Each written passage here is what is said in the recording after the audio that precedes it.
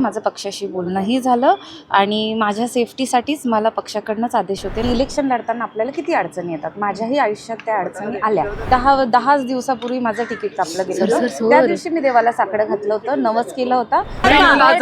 नोंदणी होते आहे आणि त्यांच्या बरोबरच राहणार. मी देवदर्शनासाठी बाहेर गेले होते आणि मला थोडा येण्यासाठी उशीर झाला आणि बाहेर असल्यामुळे मी नॉट रिचेबल होते. पण जेव्हा मी रिचेबल झाले, माझं पक्षाशी बोलणंही झालं आणि माझ्या सेफ्टीसाठीच मला पक्षाकडनंच आदेश होते. नार्वेकर साहेबांच्या मी कॉन्टॅक्टमध्ये होते की तुम्ही इथे पोहोचेपर्यंत, आमच्याकडे येईपर्यंत तुमचा मोबाईल बंद ठेवा, जो अजून पण बंद आहे. आता निकाल समोर आला आणि त्याच्यानंतर हालचाली सगळ्या घडतील, हे सगळं महत्त्वाच्या घडामोडी सुरू असताना आपण देवदर्शनाला जाणं आणि आपल्याशी संपर्क कुणाचाही होत नव्हता, हे याच्यामुळे कुठेतरी एक नाही, हे बघा सुद्धा व्यक्त केली जाते. हां, बघा माझं गोष्ट ऐका. जे इलेक्शन्स लढतात त्यांना सर्वांना माहिती असतं की इलेक्शन लढताना आपल्याला किती अडचणी येतात. माझ्याही आयुष्यात त्या अडचणी आल्या. मी 9 वर्ष मेहनत केली होती.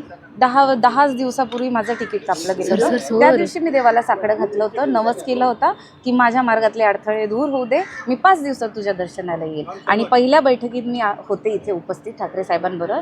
तेव्हा मला असं कळलं होतं की सोमवारी जायचं आहे आपल्याला कोकण भवनामध्ये. पण मंगळवारपर्यंत जेव्हा मेसेज आला नाही, मला जवळच जायचं होतं, म्हणून मला असं वाटलं मी करून येईल दर्शन. पण मागे रात्री जो मेसेज आला, मी तिथे तोपर्यंत पोहोचले होते, जो मला लेट भेटला.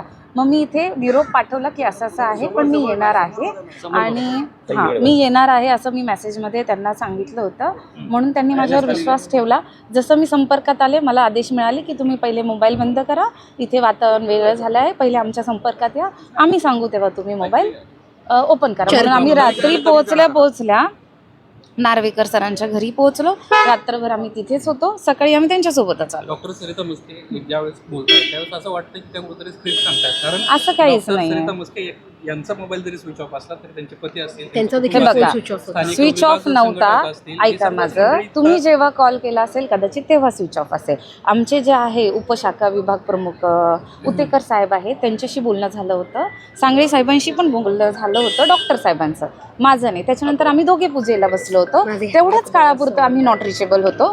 पण तोपर्यंत बऱ्यापैकी बातमी सगळीकडे पसरली होती आणि आमच्यासाठी चर्चा होती की तुम्ही एकनाथ शिंदे यांच्या शिवसेनेतून आल्या होत्या, त्यामध्ये देखील चर्चा होती. तेव्हा त्या बोलतायत ना, एकनाथ शिंदे यांच्या शिवसेनेतून तुम्ही अगदी इलेक्शनच्या काही दिवसांआधी ते पक्ष प्रवेश केला, आल्याला तुम्हाला तिकीट दिली आणि त्यामुळे तुम्ही पुन्हा एकदा त्यांच्या संपर्कात गेल्याची चर्चा होती. हे खरं आहे का? बघा, ही चर्चा आहे. बघा, विरोधक तर असंच बोलणार ना मॅडम. विरोधकाला तेच आहे ना की आम्ही जिंकलो आहोत, विरोधकाला कुठेतरी त्रास होणारच ना. आणि बघा, जर आम्ही संपर्कात असून पण जे खालचेच लोक हे पसरवतात ना मॅडम, हा तर कॉमन. तुम्ही ठाकरेंसोबतच राहणार का? ठाकरेंसोबतच राहणार का? नोंदणी आहे आणि त्यांच्या बरोबरच राहणार. नोंदणी करायला केव्हा जाणार? नोंदणी करायला मैं अभी जा रही हूँ नोंदनी करने के लिए, और जो मैंने कमेंट किया है इसमें कोई स्क्रिप्ट नहीं है. जो मुझ पे बीत रही है मैं जानती हूँ, और मैं पक्ष के कनेक्शन में थी, नार्वेकर सर के कनेक्शन में थी, और मैं वापस भी आई हूँ. एक दिन मैं 5 घंटा नहीं पहुँच पाई तो विरोधक तो चाहेंगे ना कि कहीं ना कहीं से मेरी बदनामी हो. सर जवळ नाही आहे ते.